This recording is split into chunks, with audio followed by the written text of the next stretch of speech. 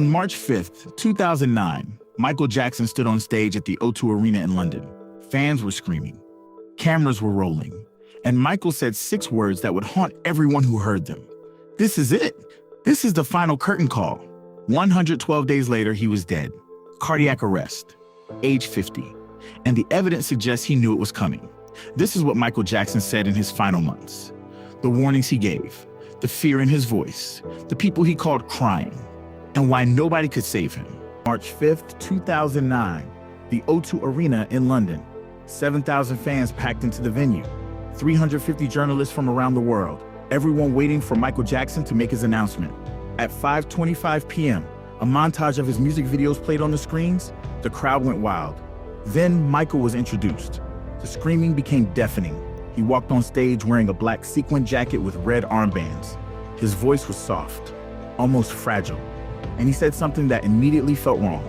I just want to say these will be my final show performances in London. This is it. This is it. And when I say this is it, it really means this is it because I'll be performing the songs my fans want to hear. This is the final curtain call. Final curtain call. Those 3 words echoed through the arena. Fans thought he meant his final performances in London. But looking back, knowing what happened 112 days later, those words sound different. According to multiple sources who were there, Michael looked nervous, scared. He laughed at odd moments. Mark Lester, his close friend, later revealed that Michael had drunk 2/3 of a bottle of whiskey before going on stage just to get through the speech. Some fans watching the press conference thought something was off. One posted online, "This was odd. He was laughing with no reason at all." Others suggested he'd been drugged just to make that brief speech. The shows were scheduled to begin July 13th, 2009. 50 concerts, the biggest residency in history. AEG Live, the promoter, had signed him to a massive deal. But Michael knew something nobody else did. He wasn't going to make it. In the weeks and months leading up to June 25th, 2009, Michael Jackson told multiple people the same thing. Someone was going to kill him. Lisa Marie Presley, his ex-wife, revealed that during their last phone call in 2005, Michael expressed fear for his life. He felt that someone was going to try to kill him to get a hold of his catalog and his estate. Lisa Marie told Oprah in 2010. 4 years later, that fear was still consuming him. According to testimony in the AEG wrongful death trial, Michael called his mother Catherine crying multiple times in the months before his death. Catherine testified that her grandson told her Michael was nervous and scared. She also said, "He was asking me for his father." Michael's makeup artist and close friend Karen Faye testified that in his final days, Michael was paranoid and talking to himself. She'd worked with him for 27 years. She'd never seen him like that before. During rehearsals at the Staples Center in Los Angeles, dancers and crew members noticed Michael was constantly cold. He'd wear multiple layers of clothing in a heated building. "I'm cold," he'd say over and over, a sign his body was failing. Kenny Ortega, the director of This Is It, sent an email to AEG executives on June 14th, 2009, 11 days before Michael died. The email expressed concern about Michael's health. He wrote that Michael had strong signs of paranoia, anxiety, and obsessive-like behavior. Michael was deteriorating in front of everyone, and he knew it. In the final weeks of his life, Michael made desperate phone calls. He called Reverend Al Sharpton multiple times. According to Sharpton, Michael told him he felt like he was being worked to death.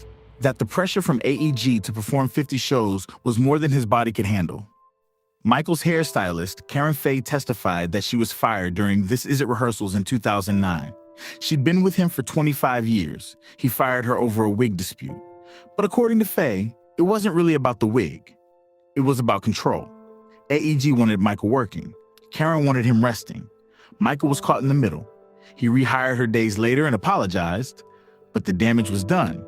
He was isolated, controlled, and terrified. In testimony during the wrongful death trial, it was revealed that Michael had stopped eating properly. He weighed only 136 pounds when he died. For a man who was 5 feet 9 inches tall, that's dangerously underweight. His bodyguard told investigators that in his final days, Michael said, "I don't have much time left. Not I don't have much time to rehearse. Not I don't have much time before the tour. Just I don't have much time left." June 24th, 2009, Michael Jackson's final rehearsal for This Is It, the Staples Center in Los Angeles. Dancers, musicians, crew, everyone working late into the night. According to everyone who was there, Michael was perfect. He nailed every song, every move, every note. Director Kenny Ortega later said, "He was at the top of his game." Travis Payne, Michael's lead choreographer, echoed that sentiment. He was on fire that night. The final song Michael performed that night was Earth Song, a powerful, emotional ballad about saving the planet. He sang it with everything he had. When rehearsal ended around midnight, Michael told the crew, "We're ready. This is going to be amazing." Kenny Ortega hugged him. "You did it, Michael. You're going to blow them away in London." Michael went home to his rented mansion in Holmby Hills. 12 hours later, he was dead. At approximately 10:30 a.m. on June 25th, 2009, Michael Jackson's personal physician, Dr. Conrad Murray, called 911. Michael was unconscious, not breathing. Dr. Murray had been giving him propofol, a powerful surgical anesthetic, to help him sleep, but something had gone terribly wrong. Paramedic Richard Seneff arrived at the mansion at 12:26 p.m. According to his testimony, Michael Jackson was already dead when they got there. Pupils dilated, no pulse, skin cold. Dr. Murray was performing CPR on the bed. "Wrong. You performed CPR on a hard surface, not a soft mattress." Paramedics wanted to pronounce Michael dead at the scene, but Murray insisted they transport him to the hospital. CPR was performed in the ambulance. They arrived at Ronald Reagan UCLA Medical Center at 1:14 p.m. and continued CPR for another hour. At 2:26 p.m., Michael Jackson was pronounced dead. He was 50 years old. Katherine Jackson arrived at the hospital not knowing if her son was alive or dead. Dr. Conrad Murray finally came out to tell her.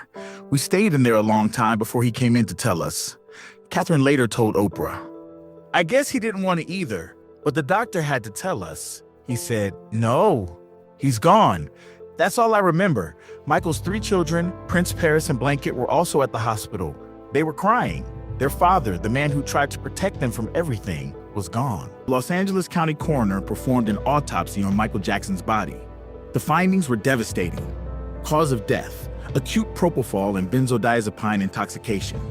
In other words, an overdose administered by Dr. Conrad Murray. But the autopsy revealed more. Michael weighed only 136 pounds. His stomach was nearly empty. He had injection marks all over his body. His veins were scarred from years of IV medications. The coroner ruled Michael's death a homicide. Dr. Conrad Murray was charged with involuntary manslaughter. In late 2011, he was found guilty and sentenced to 4 years in prison. He served 2 years. AEG Live, the promoter, faced a wrongful death lawsuit filed by Katherine Jackson and Michael's children. The lawsuit alleged that AEG negligently hired, retained, and supervised Dr. Murray, that they pushed Michael to rehearse when he was clearly unwell, that they prioritized profit over his health. The trial lasted 5 months. In October of 2013, the jury found that AEG had hired Dr. Murray but ruled that Murray was competent and not unfit for the job. AEG was not held liable, but the testimony revealed the truth. Michael Jackson had been telling people for months that he felt he was being worked to death, and nobody stopped it. This is it. This is the final curtain call. Those words Michael spoke on March 5th, 2009, weren't just about a concert series. They were a prophecy. Whether Michael consciously knew he was going to die, or if his body was telling him something his mind couldn't fully process, the evidence is overwhelming. He told Lisa Marie Presley in 2005 that someone would try to kill him for his catalog. He told his mother he was scared. He told Reverend Al Sharpton he was being worked to death. He told his bodyguard he didn't have much time left. On his final rehearsal, June 24th, 2009, he was perfect, at the top of his game, ready to conquer London and remind the world he was still the king of pop. 12 hours later, he was dead. Michael Jackson predicted his own death, not in the way conspiracy theorists claim, not through some elaborate murder plot, but through the simple tragic reality that he knew his body was failing and he felt powerless to stop it. This is it. Concerts never happened. The greatest comeback in music history became the greatest tragedy. 50 shows that sold out in hours. Millions of fans who would never see him perform. A legacy cut short at 50 years old. This is it. This is the final curtain call, he told us. We just didn't listen. If you want to hear more untold stories about the legends who changed music history, like and subscribe to King of Pop. Stay tuned for more content.